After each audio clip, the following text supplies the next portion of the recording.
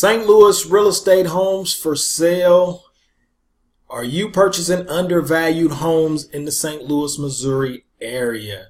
Hey, my name is Andre Vaughn. I am with STLWholesalere.com. Do me one big favor. Hey, make sure you thumbs up this video. Appreciate it if you do that. Also, make sure you subscribe to our channel. Hey, after you subscribe, you should see actually below the video, you'll see a little bell-shaped thing down there. You can click that, turn the notifications on, so whenever we run one of these videos or whenever we have new videos, you'll get notified and you can check it out. Thumbs up it, leave a comment, all of that good stuff. But here in the St. Louis, Missouri market is where we are, and we do wholesale real estate. And also, real quick, question. This is a question I had in the conversation I had the other day. We were talking about homes being undervalued, and somebody was like, "Hey, what's undervalued to you?" So, and I kind of went off on a tangent a little bit about a stock. How's a stock undervalued? Then I went into my little spiel about properties and whatnot. I'm going to talk about a little of that in this video. But undervalued to me is a stock. So you can get a stock undervalued. So it's not necessarily about stock price.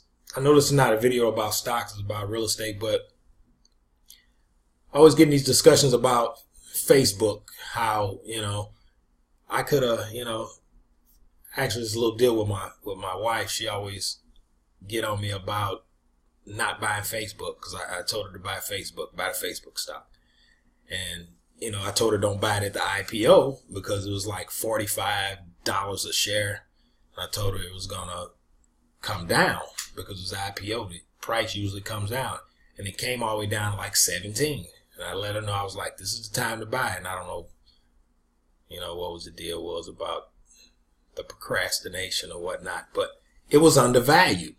And I knew after the IPO it would come down. Now, of course, it's trading at 100 and I don't know what per share, but it was undervalued. I knew after that initial public offering that the price will go down. And during the financial crisis, you had a lot of people losing jobs, so quite naturally they're going to lose their homes and all this stuff. So you had a lot of homes that were undervalued.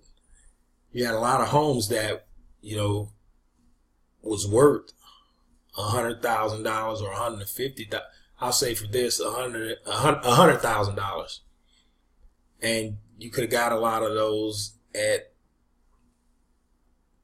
a lot of them selling for $25,000, $30,000 in great, decent areas. And investors were scooping those up left and right, especially around, I would say starting around 2010 is when you had a lot of investors coming in there. That was after the big storm had passed, and you had investors that was going in there buying and scraping up these homes, and everybody was buying them. So you had hedge funds going in buying them. You had a few local investors going in and buy, but you had all these people going to buy these properties because they were undervalued.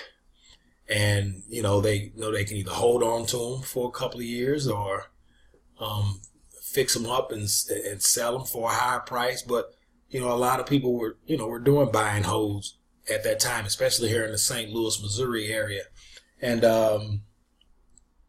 plenty of the homes, they were undervalued, and investors were buying them left and right. I actually remember, I wasn't in the business at the time. I was trying to find my way into it at the time and studying a lot of different things here in this market. But I do remember banks. I remember looking up properties and just seeing banks just buying. Some people may thought a lot of the banks were in trouble, but a lot of the smaller banks were buying, but a lot of the well-established banks and a lot of commercial banks also, they had this stuff on they had these on their books. So their inventory, you have to think, banks are not in the business of buying and selling real estate. That's not what they do. So they were getting a lot of properties back because people were losing their jobs and losing their homes, and they couldn't pay for them anymore. And I remember looking up information on a particular property, and I kept saying banks, banks, banks, banks. Then I would also look up the sale dates also of some of these properties, and you saw a lot of the banks.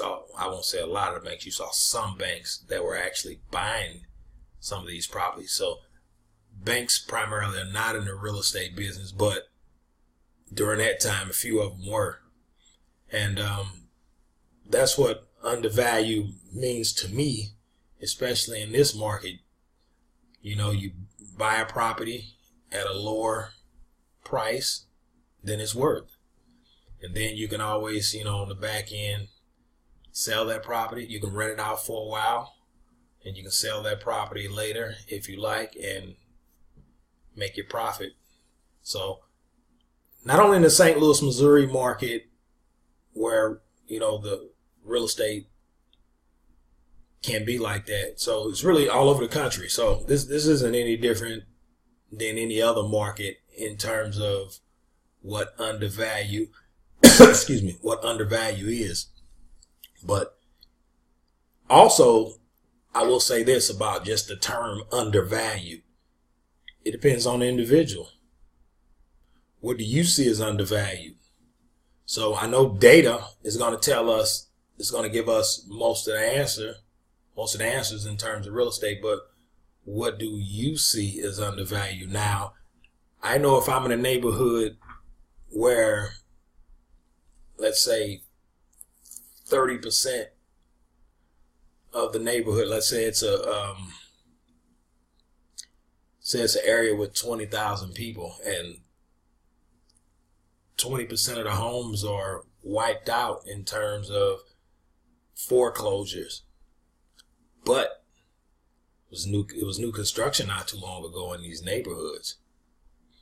Not only being new construction, but a fairly decent, solid, close-knit community. I already know those homes are undervalued. Somebody's going to scoop them up. Somebody better scoop them up. Those homes are undervalued. So it all depends on how you look at what's undervalued. I can say the same about, if you're in a stock market, about a particular stock, what's undervalued. Like right now, I believe the Dow is trading at like 22,000. That doesn't mean you don't have some individual stocks somewhere on the market that's undervalued, where they're getting beat down from analysts, beat down from, and it's just perception. That's all it is. So whether it's a stock, whether it's a piece of real estate, it's all about perception. Yes, data matters also, no question about that, but it's all about perception. How do you perceive that property? You may have a list of cash buyers, how they're going to perceive. You might know a particular cash buyer. He's buying, he likes this type of home, he likes this area, he's buying. He doesn't care what the heck some other investor thinks about that neighborhood. So it's a value to him. It's an undervalued property to him or her as well. So it depends on the individual what undervalued is. And here in the St. Louis, Missouri market, real estate homes, they are for sale. The inventories are coming down on the retail end, but on the wholesale end, there's always some deals on the wholesale end. So, and that's because we look at, we obviously look for motivated sellers, and circumstances happen in life. Circumstances always happen in life. So those deals will always be available in some form or another. But I'm going to end this video right here. Hey, make sure you thumbs up the video, subscribe to the channel, turn the notifications on. You'll see the bell at the bottom.